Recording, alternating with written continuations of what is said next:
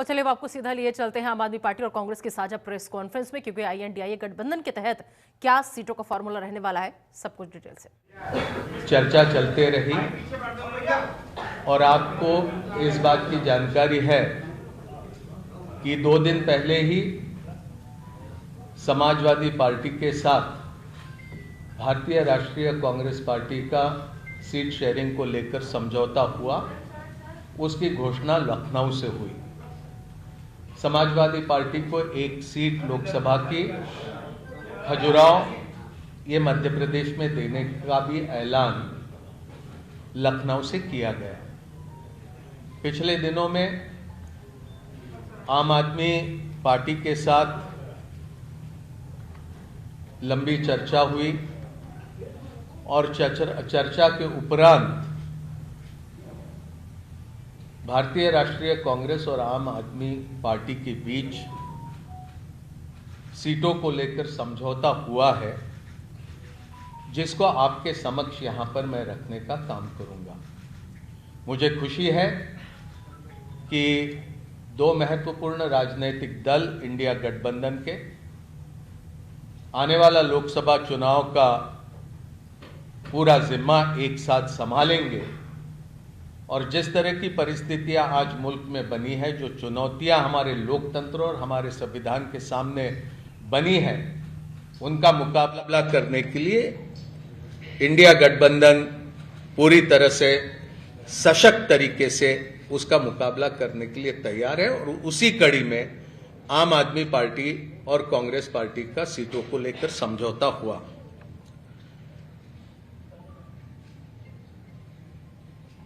दिल्ली लोकसभा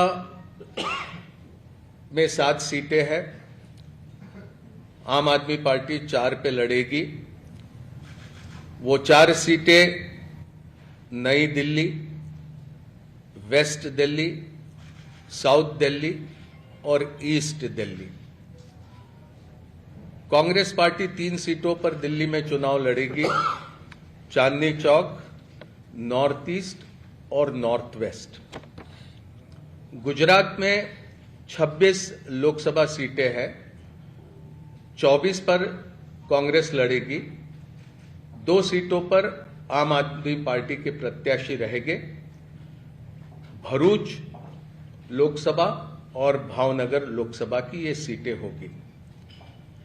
हरियाणा में 10 लोकसभा सीटों में से 9 सीटों पर भारतीय राष्ट्रीय कांग्रेस लड़ेगी और 1 सीट जो कुरुक्षेत्र की है, वहां पर आम आदमी पार्टी के प्रत्याशी लड़ेंगे।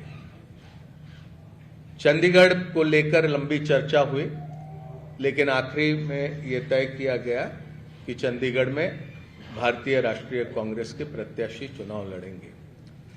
गोवा में भी, खास करके दक्षिण गोवा में विस्तार से चर्चा हुई, लेकिन फिर यह तय किया गया कि गोवा की दोनों सीटें ये भारतीय राष्ट्रीय कांग्रेस पार्टी लड़ेंगी। तो संक्षेप में ये सीटों को लेकर ये जानकारी आपके समक्ष रखनी थी।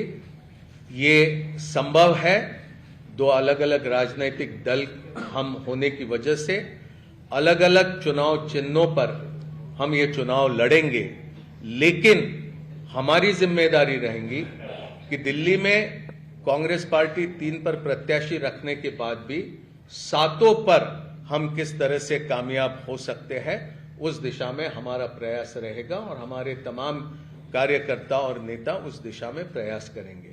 और इसी तरह की स्थिति सभी राज्यों में हम दोनों दलों के बीच में ही नहीं, तो इंडिया गठबंधन में जितने भी राजनीतिक दल है, वो सभी तालमेल के साथ काम करते हुए अधिक से अधिक प्रत्याशियों को कामयाब करने की दिशा में प्रयास करेंगे। ये बोल दिया हो गया। हरियाणा, चंडीगढ़ बोल दिया।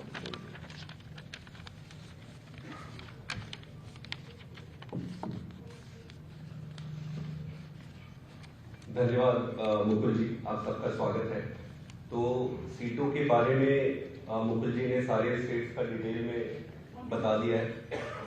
मैं बस इतना ही कहना चाहता हूं कि आज देश जिस परिस्थिति से गुजर रहा है, जिस तरीके से भारतीय जनता पार्टी की सरकार सारी संस्थाओं को खत्म कर रही है एक एक करके, जिस तरीके से चुनावों की चोरी हो रही है, जिस तरीके से चुनावों की चोरी करने के लिए, चुनावों को जीतने के लिए विपक्षी नेताओं को जेल में डाला जा रहा है, जिस तरीके से किसानों के साथ अन्याय हो रहा है, जिस तरीके से पूरी देश की जनता बेरोजगारी, महंगाई से जूझ रही है, आज देश को एक ईमानदार और मजबूत विकल्प की जरूरत है।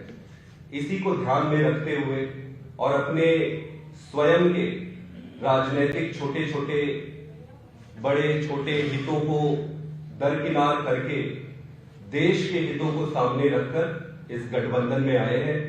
और गठबंधन में आने का उद्देश्य मैं एक बार फिर से आप सबके समक्ष रखना चाहता हूं कि देश इंपॉर्टेंट है, पार्टी हमेशा सेकेंडरी है। इस चुनाव को हम इस तरीके से नहीं लड़ेंगे कि ये कांग्रेस यहां से लड़ेगी, आम आदमी पार्टी यहां से लड़ेगी। इस चुनाव को इंडिया लड़ेगी। कुछ सीटों पर आम आदमी पार्टी अपने कैंडिडेट उतारेगी और कुछ सीटों पर कांग्रेस अपने कैंडिडेट उतारेगी। मेरा ये मानना है कि भारतीय जनता पार्टी के जो कैलकुलेशन और जो भी इन्होंने अपनी रणनीति बनाई थी, वो सारा इस अलायंस के बाद से उलटफेर हो जाएगा और देश की जनता के साथ मिलकर ये चुनाव लड़ेंगे और ये चुनाव जीतेंगे। बहुत बहुत धन्यवाद। प्लीज।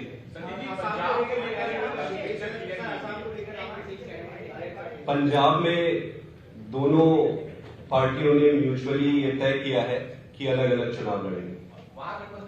सवाल आपसे भी और मुख्य बातचीत से भी दोनों से है, क्योंकि आप लोगों ने स्पष्ट किया कि 7 सीटों पर चुनाव जीतना है, बाकी सीटों पर जो चुनाव है वो जीतना है। तो ऐसे में क्या आपकी तरफ से जो स्टार प्रचारक होंगे वो कांग्रेस के लिए भी प्रचार करेंगे या कांग्रेस के स्टार प्रचारक आप लोगों के लिए प्रचार करेंगे? दूसरा, क्योंकि ये अलायंस पहली बार नहीं हुआ है कि दो विचार के लोग मिल रहे हो, हमने यूपी में भी देखा था और वो सफल नहीं हुआ था, मायावती और समाजवादी पार्टी। ऐसे अपने निचले कैडर को कैसे समझा पाएंगे कि जिनके खिलाफ आप विधानसभा में लड़ रहे हैं, जहां पर आप लोग एक है? दोनों सवाल का जवाब। देखिए, हमारा पूरा कैडर देश के लिए राजनीति में आया है।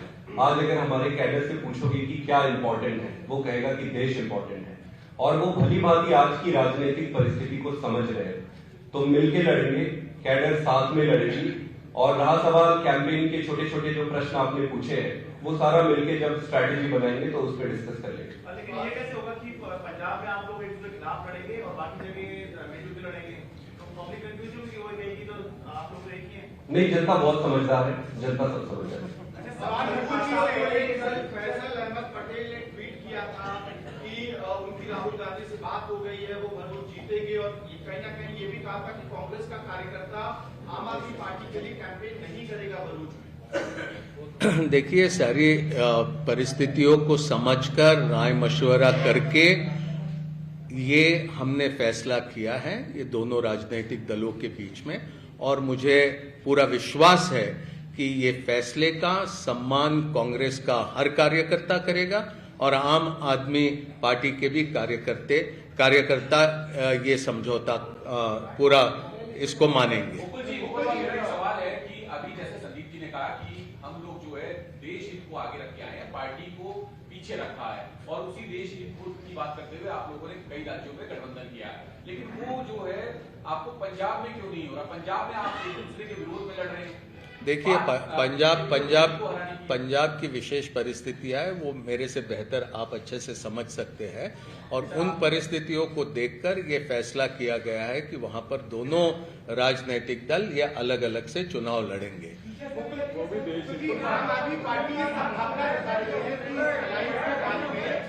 अरविंद केजरीवाल की मुश्किलें बढ़ेगी अगर ये अलायंस हुआ। आम आदमी पार्टी ने प्रेस कॉन्फ्रेंस भी की थी, तो कांग्रेस इसे कैसे देखती है कि अरविंद केजरीवाल की मुश्किलें बढ़ेगी सीबीआई और ईडी को लेकर? ये आम आदमी पार्टी संभावना जता रही है अलायंस के बाद में। मुकुल जी से सवाल है। देखिए, ये सिर्फ आम आदमी पार्टी या आम आदमी पार्टी के नेता अरविंद केजरीवाल जी तक के ही ये प्रश्न सीमित है, ऐसा मैं नहीं मानता हूं। आज जिस तरह की परिस्थितियां भारतीय जनता पार्टी ने देश की राजनीति में खड़ी करी है, पूरे मुल्क में एक तरह से कहे कि ये लोकतंत्र के सामने चुनौती है हर किसी के ऊपर ईडी, हर किसी के ऊपर सीबीआई, हर किसी के ऊपर इनकम टैक्स, हर किसी के ऊपर इस तरह से दबाव डालने की राजनीति भारतीय जनता पार्टी कर रही है, जो हम समझते हैं कि भारत के लोकतंत्र के लिए बहुत खतरनाक है। और इसका मुकाबला सिर्फ आम आदमी पार्टी ही नहीं, भारतीय राष्ट्रीय कांग्रेस ही नहीं, भारत के लोग इसका मुकाबला करेंगे। Thank you.